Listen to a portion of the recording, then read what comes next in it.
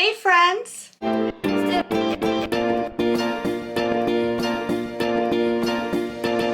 My name is Desiree, aka Mama Friendly, and I do all sorts of videos on my channel, from cooking videos to planner videos, vlogs, hauls, homeschool videos with a Disney twist, a little bit of everything. So if any of that sounds like fun to you, I hope that you'll subscribe and join me on my YouTube adventure. Today's video is a collab hosted by Jessica of Jessica My Rose and Tiffany of Small Town 6. Every month they host Foodie Friday on the first Friday of the month, and it's basically a free-for-all. Whatever recipe or recipes you want to share are fair game. And it so happens that this month, Foodie Friday is just in time for Easter. So this month I'm doing a Cuban recipe, and it's one that I've never actually made or eaten before. But I found the recipe on a website that is very, very authentic, and I'm very excited to be showing you this today because it turned out delicious. I'm making Cordero en Salsa Roja, which translates to lamb in a red sauce. Because it's lamb, I think it's kind of perfect for Easter, right? The prep time is like barely anything at all, and it's mostly hands-off in the oven doing a slow braise for like 3 hours. The meat comes out so extremely tender.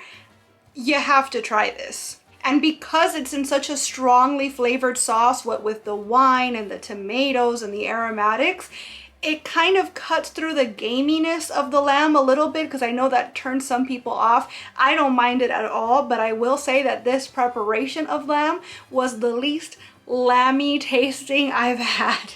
It almost just tasted like an extra unctuous sort of beef. Generally an amazing recipe, but specifically a really good recipe to introduce somebody to lamb. Now, before we jump in, I do want to remind you that because this is a collab, there is a playlist. So once you've finished watching my video, make sure you check out that description box so that you can see what all of my friends made for their Foodie Friday this month. Let's jump right in, shall we? I'm really excited for this recipe because I've never made it before, so we're all going to learn something new and exciting today, folks. This is a recipe from 3 guys from Miami.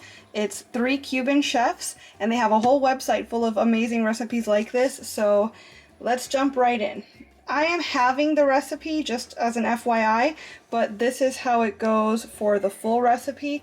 So I have 1.5 pounds of lamb shanks. They wanted them cut in pieces, but this has a bone through it, and I was not able to tell anybody to cut it for me. So I'm going to be cooking it just like this, and I'm going to hope for the best, honestly. We're going to need salt, pepper, cumin, and paprika for seasoning our lamb. 1/2 cup of flour for dredging. I'm using my favorite 1-to-1 here, but you can use whatever you'd like. 3 tablespoons of olive oil for frying. And then for the actual braise, it calls for 1 cup of red wine.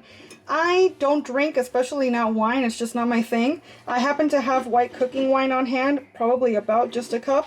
So this is what I'm going to use. Alternately, if you wanted to leave the alcohol out altogether, you could use grape juice. I'm not going to do that today, but it is an option.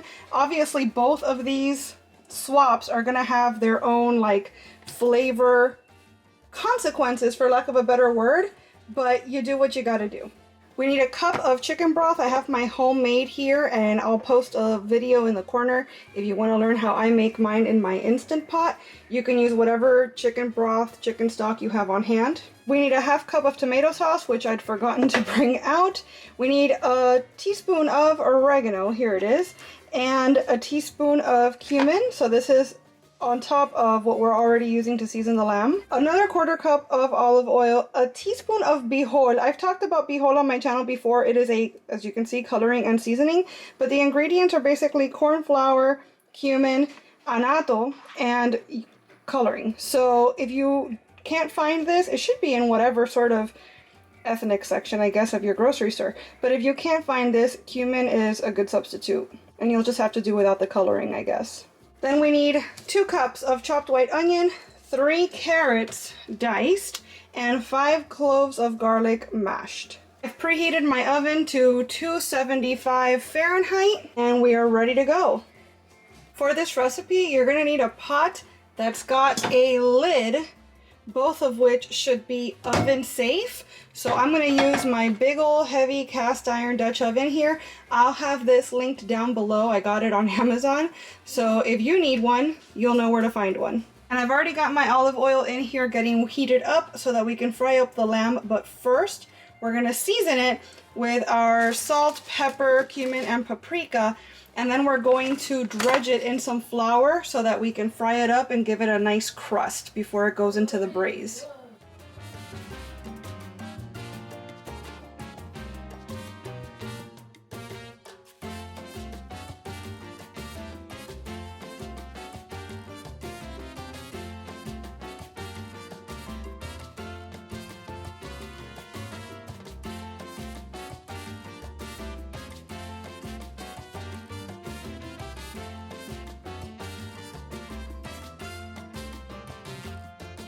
All right, so we don't have a time to do this on the recipe, so I'm just gonna put those guys in there until they get a little bit of color. We're just going for a nice even brown all around.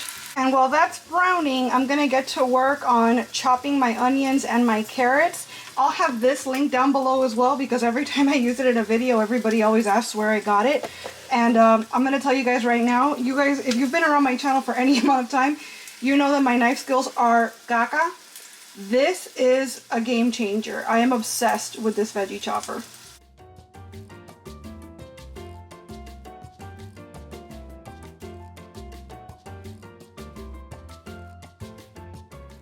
So I'm gonna go ahead and put my wine, chicken stock, tomato sauce, oregano, cumin, olive oil into this bowl.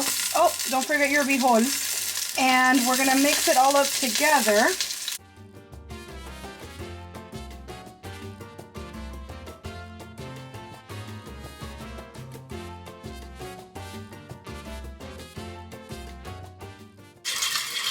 Okay, now that our sauce is ready, we're going to throw this right in with our lamb shanks, along with our garlic, onion, and carrot. There are beautiful browned lamb shanks, by the way. So in go the carrots and the onion. In goes all of the garlic. This already smells so amazing. Lastly, our sauce. The liquid should only come up to about halfway up the lamb shanks. That looks good to me.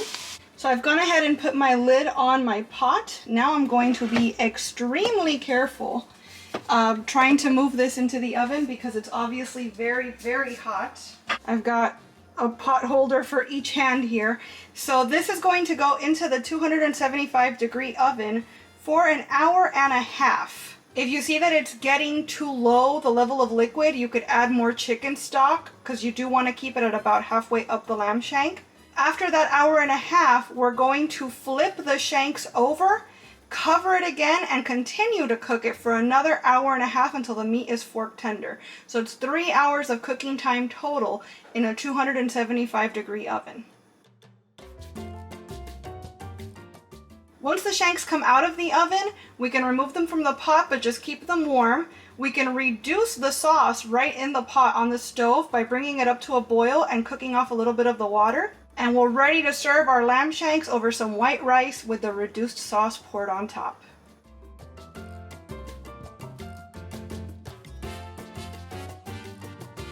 All right, friends, there you have it. Super, super easy lamb dish that seems extremely impressive. It was very filling. It provided leftovers for the following day, which is always a plus. And I just thought it was super tasty. It was very easy to make. The meat just falls off the bone. It was delicious. I genuinely feel that even if you're not typically a fan of lamb, you're probably going to enjoy this dish. And I think that the only thing that could have pushed it just that little much further over the top would have been some really small potatoes thrown into the braise as well. Oh my gosh, that would have been heavenly. This almost gave the vibe of like carne con papas, except with the lamb instead of the beef. And like I mentioned earlier, the lamb in this preparation at least ends up just tasting like a really strongly flavored beef, like beef to the 10th power pretty much. I really do recommend that you try this recipe. I thought it was delicious, and it was nice to be able to branch out into something that's still authentically Cuban, but something that was somehow still new to me. Now before you go, I want to remind you to check out that playlist in the description box so you could see what all my friends made this month. And I hope you guys have a great time celebrating your holiday if you do celebrate. If not, I hope you have a great weekend all the same. If you try the recipe, I'd love for you to come back and let me know if you liked it. And as always, I want to thank you all so much for being here and watching this video.